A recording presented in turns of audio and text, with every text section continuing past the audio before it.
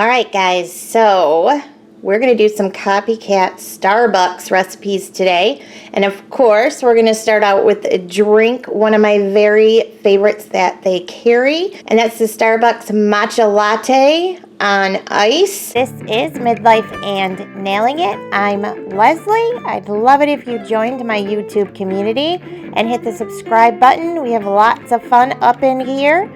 This video is part of a Copycat collab hosted by two of my very favorite ladies on YouTube, Adrienne from What My Kids Won't Eat and Life with Valerie Rose. A link to their channels and the full playlist will be in my description box below. Let's get this Starbucks party started. I'm gonna use like what you would do a mixed drink in, like a martini or something. I think that'll be easiest. I'm just got a cup here. It changes color with cold, guys, so you can see the old color and it's going blue. Whatever. I went ahead and filled this up with some ice. I've got oat milk back there, but you can use whatever milk that you'd like. And then I've got some matcha powder. Now, you guys, matcha powder is kind of pricey. I want to say this little 3.5 ounce bag was around $8, but matcha goes a long way. Like, I've probably already made 10 drinks out of this bag. It really does go a long way. And then I'm using some French vanilla here, flavoring, Tirani brand, and this one's sugar-free. You don't have to use sugar-free, but that's what I'm using. And then you're going to want a tablespoon and a teaspoon. So let's go ahead and get all the ingredients into our cup here. So the way this recipe works, for every cup of liquid that you want to use a cup of ice, and you want to use a teaspoon of your matcha, which I have here. I'm going to make 2 cups of everything though, so my ice was about 2 cups of ice, and I'm going to go ahead and put 2 teaspoons of matcha in here, and then I am going to go ahead and add in 2 tablespoons of this French vanilla syrup. Again, if you're only making a cup of liquid version of this, you only need 1 tablespoon, but I am doubling up. So there is 1 tablespoon and 2 tablespoons.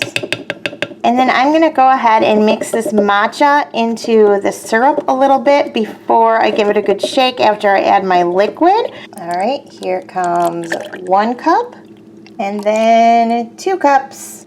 All right, and so I'm just gonna take my shaker and shake it. Like, you wanna shake it super hard. So hard, in fact, I'm gonna put down my camera so I can super shake it up.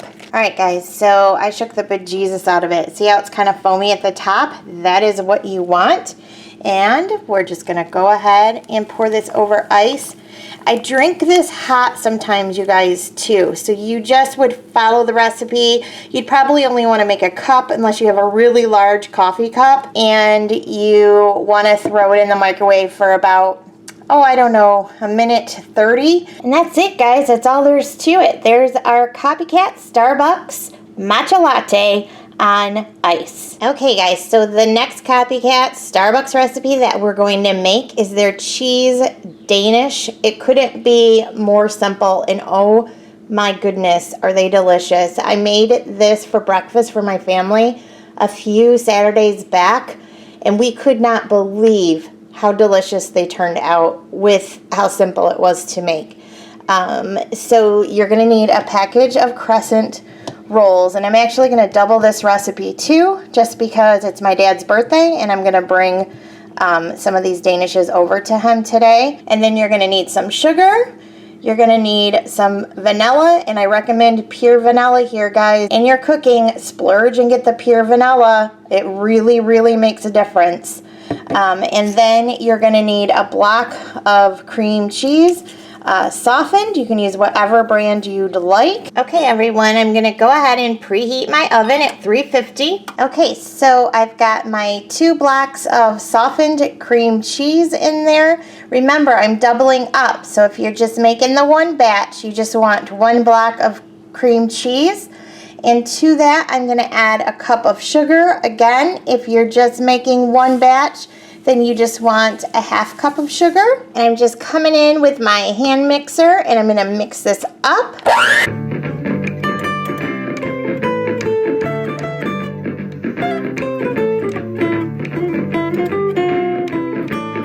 Next, I'm going to go ahead and add a teaspoon of vanilla. Again, halving it, you need a half teaspoon. Go ahead and get a teaspoon in there. Oh my goodness, you guys, of course, not a midlife and nailing it video if I didn't forget something or say something wrong. So I forgot to mention eggs when I was going over the ingredients. What you're going to want here, if you're doing the one batch, is 1.5 tablespoons of beaten egg. And since I'm doubling up, then I'll need 3 tablespoons. I'm going to go ahead and do a couple eggs beaten up and see if that gives me the 3 tablespoons. If not, I'll hurry and whip up another egg. I'll let you know how many I end up using. And I'm just using a fork here to whip this up. Okay, guys, so there's 1 tablespoon, 2 tablespoons, 3 tablespoons. And we're whipping those ingredients in.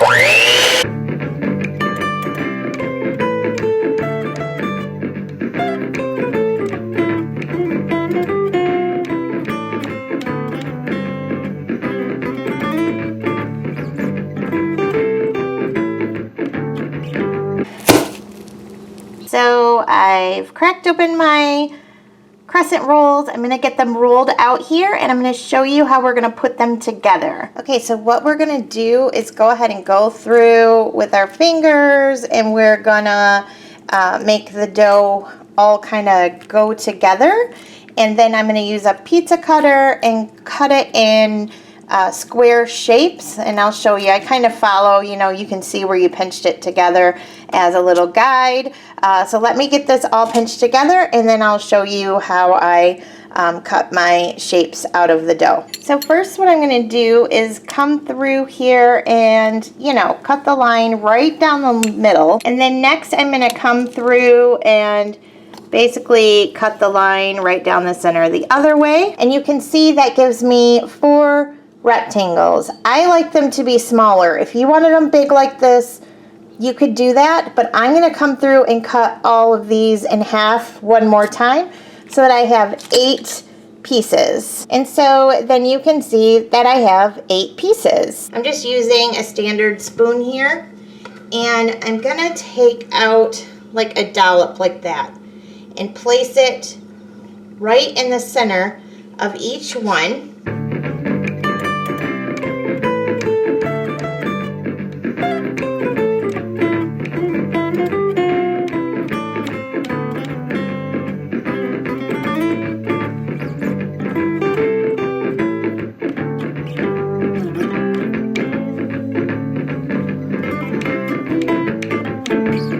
The next thing that it called for was an egg with a tablespoon of water. You're basically making a glue. I'm going to use the egg that we had left, and I added a tablespoon of water. And I don't know if I need another egg and another tablespoon to make my double batches, I will. But I really feel like this is going to be enough for our glue. So what you're going to do, I'm going to use a brush here, but you could use your fingers or whatever method you want. Any of the dough that doesn't have the cream cheese mixture in the middle of, you want to go ahead and put your glue on, your egg glue, so to speak. You gotta kind of be careful that your cream cheese mixture doesn't get on your brush. And you guys, if I didn't mention it before, I did put down a wax piece of paper just so all of this stuff wouldn't stick. So what I'm going to do, I'm going to take 2 of the corners that are opposite of each other, and I'm just going to fold them just like this, and they will stick together. I'm going to go through and do all of them.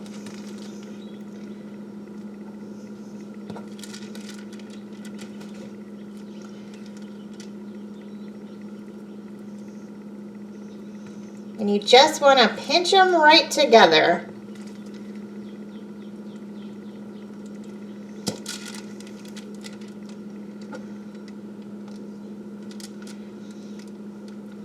And believe it or not, you guys, I have such a hard time doing stuff that gets on my hands, and I'm out of gloves. I actually started buying gloves because Andrea Shenanigans uses gloves for stuff like this, and I'm like, I never thought of that in my 4 decades of life. I needed young Miss Andrea to show me to do that because I must wash my hands 100 times while I'm cooking. I cannot stand anything on my hands. This is what they look like close up.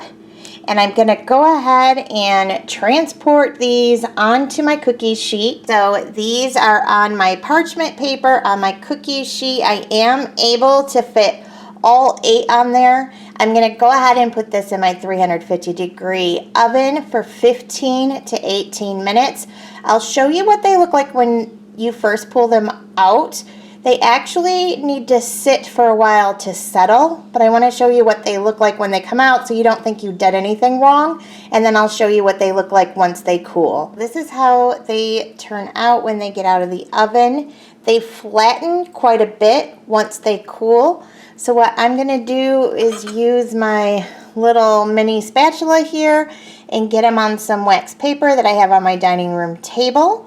And then I'm going to go ahead and get my second batch in, and once everything is cooled, I'll show you what they look like. Okay, everyone, so these are how my Starbucks Copycat Danishes turned out. Look at this one came apart because I didn't do a good enough job gluing those 2 sides together.